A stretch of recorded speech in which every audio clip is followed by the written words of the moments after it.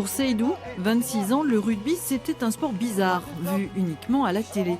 Depuis 5 mois, c'est devenu une réalité. 2 fois par semaine, il s'entraîne avec l'équipe de Digne, où il apprend les règles et la convivialité d'un sport d'équipe. Ça se passe bien avec mes amis. Bon, comme c'est une première fois de jouer, bon, c'est dire, mais dans la vie, rien n'est facile.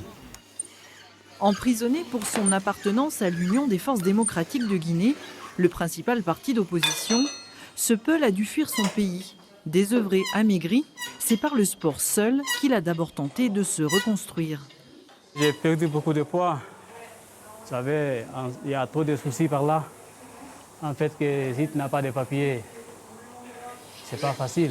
Dans cette salle, Seydou a rencontré des joueurs de rugby. Allez, encore 2. Touché par son histoire, convaincu par son physique, ils lui ont proposé de rejoindre l'équipe. Au niveau de l'équipe, déjà la bonne humeur qu'il a tout le temps, ça réconforte un peu tout le monde. Quand il nous raconte ses histoires, on se dit pourquoi on se plaint finalement. On est bien dans notre coin, tout se passe bien. Donc on relativise un peu et ça fait du bien.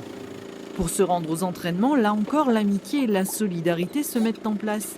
C'est un joueur qui vient le chercher, car Seydou a aussi conquis l'équipe par sa gentillesse et sa disponibilité.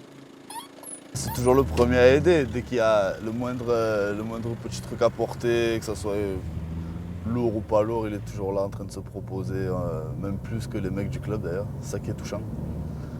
Et non, toujours le sourire, c'est un bonheur. Cette intégration est pour le président du club une réussite.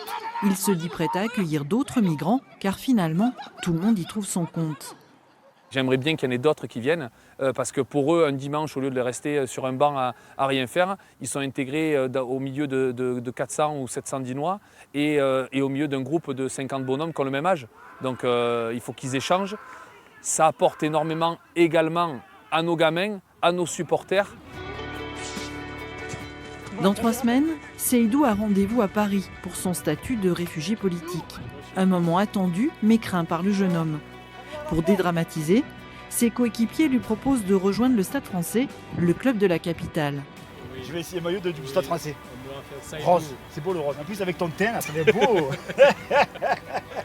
Si Seydou obtient ses papiers, il pourra enfin demander sa licence de rugby et jouer des matchs. Il fera alors totalement partie du rugby club dinois.